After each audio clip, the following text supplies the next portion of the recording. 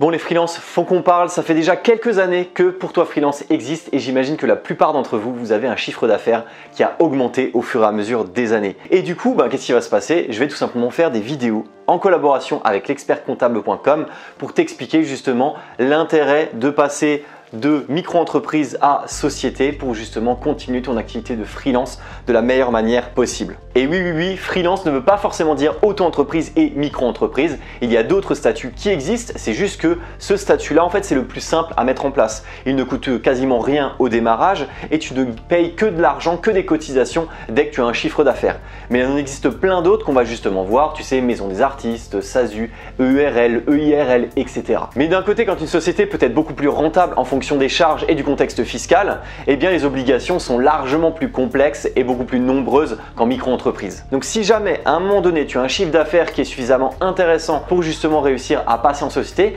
n'hésite pas à les contacter, c'est gratuit, tu peux les contacter, demander, ils te feront une simulation et ils pourront t'expliquer assez rapidement s'il y a un statut qui peut être plus intéressant à tes yeux pour de la micro-entreprise. C'est tout bête, mais actuellement je suis pas mal en contact avec beaucoup de micro-entrepreneurs et notamment même des influenceurs sur YouTube qui ont quand même quelques centaines de milliers d'abonnés. Et ces personnes-là, en fait, eh bien, je leur explique effectivement que la micro-entreprise, ce n'est pas ce qui est le plus intéressant, puisque si à un moment donné, tu as envie de faire développer ton activité, par exemple de faire appel à un monteur, de faire du graphisme, de lancer une boutique en ligne, d'avoir quelqu'un qui va te créer le site web, qui va te faire de la communication, etc. Eh bien, c'est toujours mieux de réussir à déléguer. Et déléguer, tu le sais très bien, en micro-entreprise, c'est relativement compliqué. Donc, si tu as la possibilité d'avoir un statut qui te permet, par exemple, de déléguer des tâches pour ensuite développer ton activité, à côté réussir à déduire pas mal de charges liées à ton activité, eh bien ça te permettra d'avoir une activité de freelance beaucoup plus pérenne avec un développement comme ça sur le moyen long terme. Alors avant de commencer, on va voir tout simplement qu'est-ce qu'une société. Contrairement à l'auto-entreprise, micro-entreprise et entreprise individuelle où l'on exerce son activité à son nom,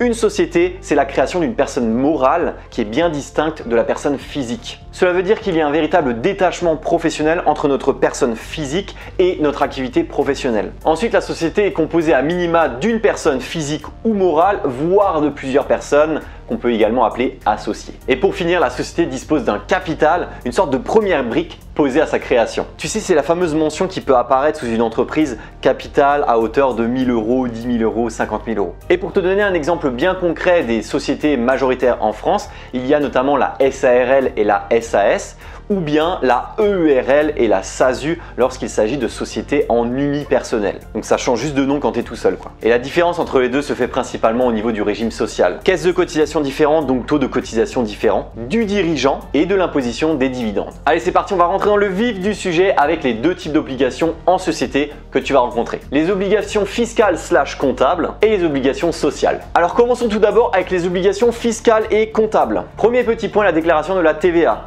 Tu la connais celle-là. Elle est à établir mensuellement, trimestriellement ou annuellement lorsque l'on est en régime simplifié. Il s'agit de déclarer via le CFA 3310 ou 3517 la TVA collectée sur tes ventes et récupérer la TVA sur tes achats, c'est ce que l'on appelle la TVA déductible. C'est par le biais de cette déclaration que tu vas savoir le montant de la TVA que tu vas devoir payer à l'État ou bien inversement. Alors pour toutes celles et ceux qui ont vu mes vidéos sur la TVA, la récupération de TVA ou autre, vous avez vu à quel point c'est compliqué. Donc en société, c'est indispensable de se faire accompagner par un expert comptable. Parce que forcément, les erreurs administratives arrivent très rapidement et on pourrait vite se le faire reprocher. D'ailleurs, je m'adresse à tous les freelances qui me contactent sur la vidéo de la TVA. Si jamais tu as une question beaucoup trop précise sur par exemple une voiture que tu veux acheter avec de la déduction de TVA parce que tu travailles pour Uber, eh bien n'hésite pas à contacter directement un expert comptable. Là, on arrive vraiment dans la limite borderline de la micro-entreprise où là, ça devient vraiment compliqué de te répondre, à part si c'est véritablement un expert comptable qui est derrière.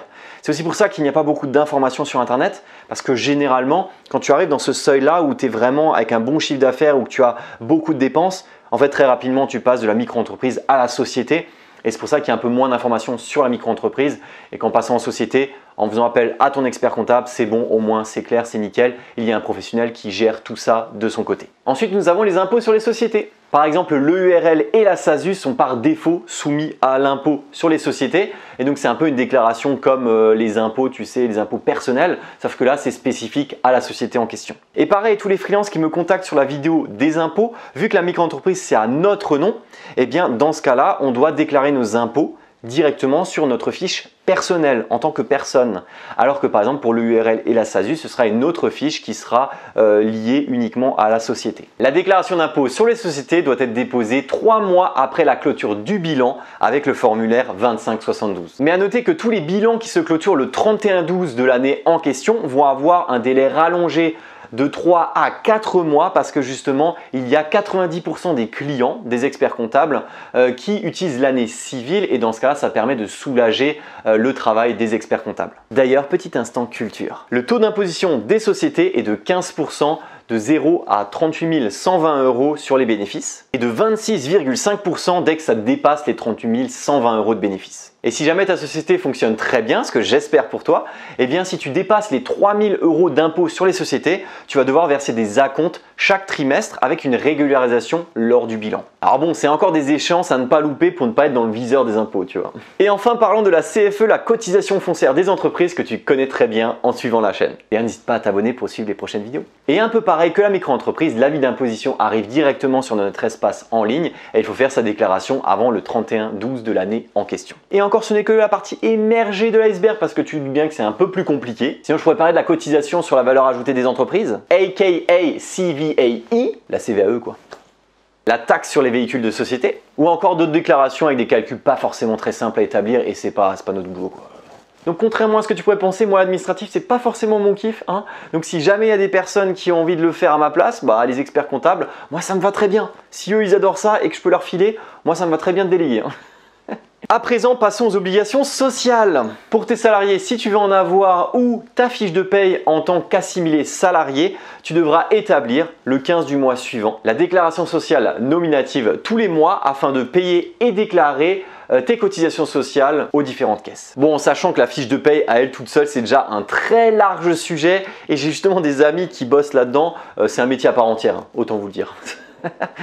Si tu es salarié ou que tu es mandataire social, tu es également redevable de la taxe professionnelle et de la taxe pour la formation professionnelle continue. Et bien entendu, chacune d'entre elles sont à faire via des déclarations à envoyer à l'administration fiscale, ce qui montre bien qu'il est indispensable de connaître ces différents sujets. Bon, maintenant tu l'as compris, on est dans la cour des grands et tout est beaucoup plus complexe et chronophage à réaliser. Bon, tu t'en doutes bien, mais le meilleur tips que je puisse te donner, c'est fais-toi accompagner. Si tu crées une société, tu vois bien, si tu es au taquet de la micro-entreprise, tu vois à quel point ça devient galère justement parce que tu as la TVA, tu as la DES, etc. Tu as tous ces trucs-là à remplir, il y a plein d'éléments qui se rajoutent. En fait, la société, c'est encore 2 crans au-dessus. Donc c'est pour ça qu'il faut faire appel à une personne pour qui sait son métier. Toi, ça t'évite de faire justement des tâches chronophages qui ne sont pas très utiles dans ton activité. Tu perds du temps pour développer ton activité, donc n'hésite pas tout simplement à faire appel à un expert comptable qui aura véritablement un devoir de conseil et surtout il va pouvoir aussi gérer tout ton côté administratif. Comme ça, si jamais il y a un problème à un moment donné, c'est lui qui gère, c'est lui qui connaît le dossier, c'est lui qui va véritablement servir de conseil, notamment fiscal, hein, ça c'est aussi très important parce que ça me rappelle une petite chose, c'est tu vois ce faux plafond, quand l'artisan est venu, il m'a exposé ses tarifs. Eh bien, il m'a dit tout simplement, Johan, toi, tout ce que tu as besoin de faire, c'est si tu as besoin de payer ce faux plafond, tu n'as qu'à juste créer plus de sites internet. C'est tout. En fait, chacun a son expertise. À un moment donné, si tu veux payer quelqu'un pour faire quelque chose, eh bien, si tu as envie de payer cette personne, dis-toi juste que toi, de ton côté, tu vas la payer avec ton expertise à toi. Si tu rédiges des articles et que tu fais du SEO, dis-toi juste que si jamais tu achètes une table, en fait, tu vas échanger du SEO contre une table. C'est un peu le truc, d'accord ? Donc à ce niveau-là, en fait, ne pense pas dépense, pense plutôt investissement. Et un expert comptable, ça va te faire gagner de l'argent. Il en coûte peut-être au début, mais il va te faire gagner de l'argent, notamment avec les optimisations fiscales et tout ce qui va avec. Parce que effectivement, étonnamment, on peut très bien être en société et ne pas avoir d'expert comptable, mais c'est un métier. Donc à un moment donné, est-ce que tu as envie de t'embêter avec tout le côté administratif, gérer absolument tous ces problèmes-là et potentiellement avoir un redressement judiciaire ou un redressement des impôts parce que justement tu as mal fait les choses? Autant laisser aux personnes dont c'est le métier, comme ça toi de ton côté tu vas juste plus travailler avec tes propres compétences et tu fais travailler des gens, tu délègues tout simplement du travail à d'autres personnes avec ton activité. Donc n'oublie surtout pas, même si tu as 20 000 ou 30 000 € de CA en tant que micro-entrepreneur à l'année, n'hésite pas à contacter l'expertcomptable.com, tu leur demandes une petite simulation, tu regardes avec eux et ils pourront très bien te dire ok, c'est mieux que tu restes en micro-entreprise, d'accord, ou bien tiens, ce serait intéressant pour toi de passer en SASU ou bien en EURL et ils pourront te faire une simulation pour savoir ce qui est le mieux pour toi. Justement, moi avec cette chaîne YouTube, tu le sais très bien, je te présente des choses, mais surtout qu'en fait je te présente mon activité à moi, comment je suis en train de vivre mon activité, toutes les démarches administratives. En fait, je me rends compte que la plupart du temps, je peux faire des erreurs par-ci par-là, et du coup pour ne pas les reproduire, eh bien je les reproduis en vidéo pour que toi-même tu ne fasses pas l'erreur. Moi je l'ai fait une fois, dans ce cas-là, toi tu ne la feras pas une deuxième fois, ok?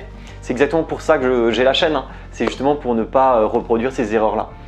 Et donc clairement, le fait de faire appel à un expert comptable, ça me vient maintenant dans ma tête tout simplement parce que là je me fais défoncer par les impôts et je me rends compte que non, en fait la micro-entreprise, une fois que tu dépasses les 30, 35, 40 000 euros de chiffre d'affaires à l'année, c'est absolument plus viable en fait. Vaut mieux passer directement en EURL ou en SASU, faire appel à un expert comptable et ce sera beaucoup plus rentable pour toi. Et c'est pour ça que j'appuie le fait qu'en choisissant un bon expert comptable, ce n'est pas uniquement un prestataire de service que tu vas payer, c'est véritablement un collaborateur avec qui tu vas travailler, qui va commencer à te connaître sur le court, moyen puis le long terme, qui va savoir justement comment t'aider, qui va comprendre ton activité, qui va t'aider à optimiser tout ça.